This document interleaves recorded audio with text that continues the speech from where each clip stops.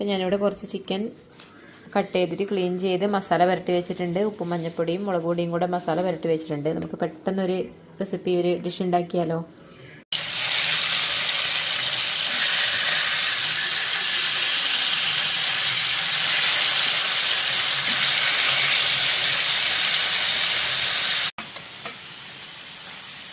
ഇത് കുറച്ചുകൂടെ ഒന്ന് ഫ്രൈ ആവുന്നവരെ നമുക്ക് വെയിറ്റ് ചെയ്യാം.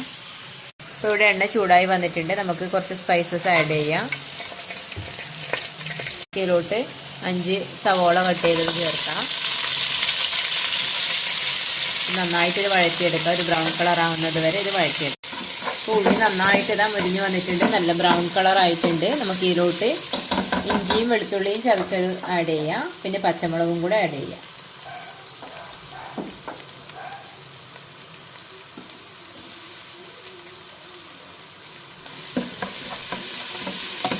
ഇതൊന്ന് ഫ്രൈ ആയി വരുമ്പോഴത്തേക്ക് നമുക്ക് ടൊമാറ്റോ കട്ട് ചെയ്തതും കൂടെ ചേർക്കാം. 5 ചെറിയ ടൊമാറ്റോ കട്ട് ചെയ്തതും കൂടെ ചേർക്കാം. നമുക്ക് ഇതിലോട്ട് ടൊമാറ്റോ ചേർക്കാം. നമുക്കിതിലോട്ട് മസാലപ്പൊടികളെല്ലാം ആഡ് ചെയ്യാം. കുറച്ച് മഞ്ഞൾപ്പൊടി, മുളക് പൊടി,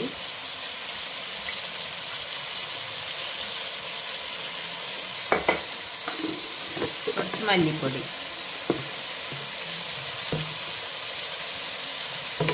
നമുക്ക് നന്നായിട്ടൊന്ന് മിക്സ് ചെയ്യാം. ഇത് ഫ്രൈ ചെയ്ത് വെച്ച ചിക്കനിലോട്ട് ചേർക്കാം.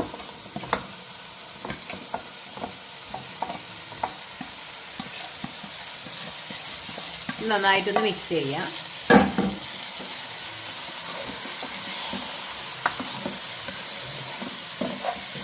നമുക്കിതൊന്ന് ചെറിയ തീയിലൊരു 10-15 മിനിറ്റ് കുക്ക് ചെയ്യാൻ വേണ്ടിയിട്ട് വെക്കാം. ഇപ്പോൾ ചിക്കനെല്ലാം നന്നായിട്ട് കുക്കായിട്ടെല്ലാം നന്നായിട്ട് മിക്സായി വന്നിട്ടുണ്ട്. നമുക്ക് ഇതിലോട്ട് കുറച്ച് പെരിഞ്ജീരകം, കുരുമുളക് പൊടിയും ചേർക്കാം.